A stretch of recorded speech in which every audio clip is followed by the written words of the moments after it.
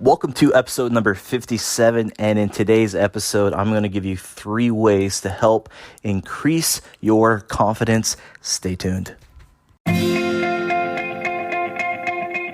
So the big question is, how do ambitious people like us, who grew up listening to the old advice of go to school, work hard for 40 years, and retire when you're old, create a life today that is meaningful, abundant, healthy, and brings joy, while also leading a life that is productive and full of achievement? That is the question, and this is the podcast that will help give you the answers that you're searching for. My name is Del Denny, and welcome to the Upgrade Your Life podcast.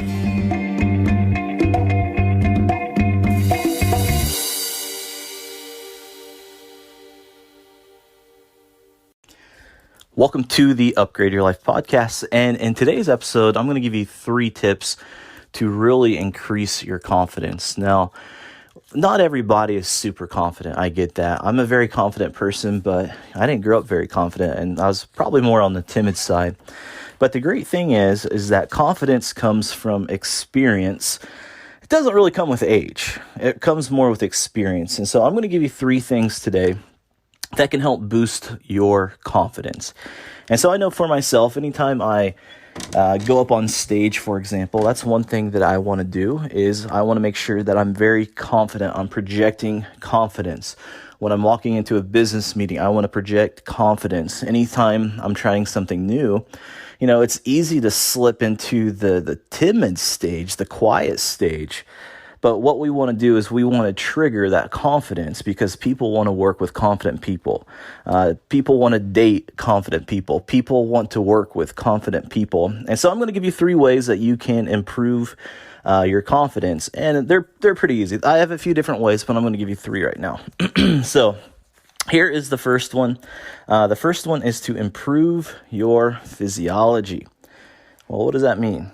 That means that we need to improve our body, the way that we move our body. Now, think about a timid person.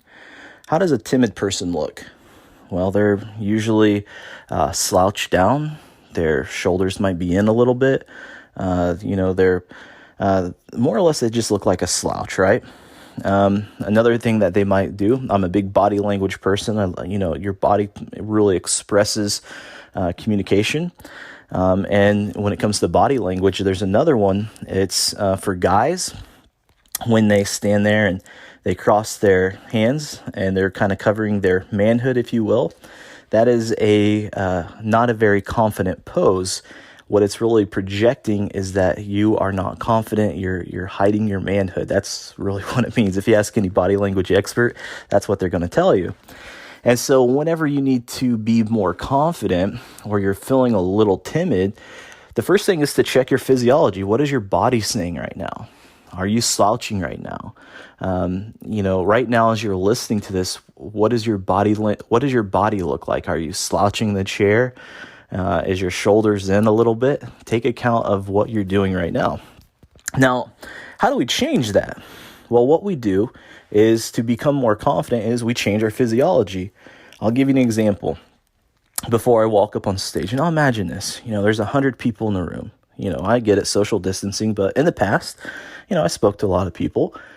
And as you get up there on stage, well, you want to be confident before you even get up there. So what I would do before I would walk up on stage is I would change the physiology. I wouldn't sit there and be slouched. I would stand up and think about like the Superman pose. You stand up tall. Your posture is straight. It's almost as if a string is pulling you up, right? You take your hands and you put them on your hips, and then you have that authority, that Superman pose, and hold it there. Hold it for a minute. And you'll find that will just change the way that you feel. So if you're about to walk into a meeting, if you're about to walk up on stage, if you're about to go on a date, whatever it may be, and you need a little bit more confidence, change your physiology. It works wonders. So that's the very first key to increasing your confidence. Now here's the second one. The second one is to improve your psychology. That means just improving the way that you think about yourself. It means improving your self-talk. Take account of, if you're walking into a meeting, or if you're going on that date, if you are getting up in stage, or you're doing your virtual webinar, or whatever it may be, what are you saying to yourself about this? Are you saying, oh, they're going to think I'm a phony? Are you saying, oh man, I'm going to fail at this. Oh, I'm so bad at public speaking. Oh, I'm so bad at technology. Do you think that is good for your confidence? Yeah, absolutely not. We have to change the way that we think about ourselves. And so we can, number one, think positive, right? Change that positivity. I was just having this conversation with someone. They're like, oh, I'm going to be sad when this is over. And I'm like, don't be sad that it's over. Be happy because it happened. Right? It's a different way of thinking. We can either think negative or we can think positive. So to change our psychology, obviously we want to spin it to the positive. The second thing is affirmations. Just telling yourself, and you wake up, I am confident, I am successful, I am whatever it is that you want to be, tell yourself that's what you are. And I had certain affirmations for different things. So if I were to walk up on stage and deliver a presentation, I would say a certain phrase over and over and over to myself, and that just sinks it into the subconscious. And so that's the second thing that we can do, is to improve our psychology. So think about what affirmations that you might use and use it in present tense. Now, here's the third one. The third one is kind of a deep subject, and that is a subject that has to do with neuro-linguistic programming, or NLP. If anybody's ever studied that, I'm a big believer in it. So number 3 is to anchor a win. So anchor a win. Anchoring has to do with a concept in NLP. And I'll give you kind of an example of anchoring a feeling. Let's say that chocolate chip cookies come out of the oven. Freshly baked chocolate chip cookies. You smell that smell. What's the feeling that you get? All right, it's probably a good feeling, isn't it? And maybe even stir a memory, right? And because of that feeling, those cookies there, the cookies didn't invoke a feeling, but you've anchored a feeling to those cookies. And so when it comes to confidence, when I'm walking up on stage, or I'm walking into a business meeting, or I'm trying something new, if I want to invoke confidence, if I want to really step it up real quick, I'll give you an example. One thing that I like to do is get a lotion or something that smells. I have a cologne that I use. I bought this cologne in Paris, France. And anytime I want to feel confidence, I spray that cologne. And that smell captures a feeling. So, for example, you want to pick a certain smell that you don't really smell too often. So, like, go to the local store and find like some strange little smell, like orange mint, something that you don't usually use, and keep that in your pocket, in your bag, or whatnot. Now, the next time that you just absolutely kill it at something, you crush it at something, like you had a great sales presentation, you made a big check, you succeeded at whatever it is, like, you just absolutely won in that moment.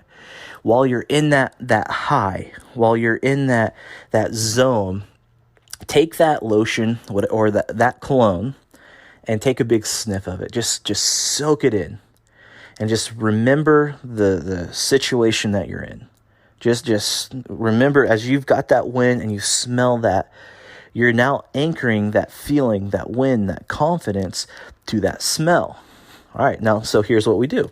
Now that we've anchored that confidence and that feeling into that smell, now anytime we need to invoke confidence, guess what we do? We spray the cologne, or we use that lotion, or whatever smell.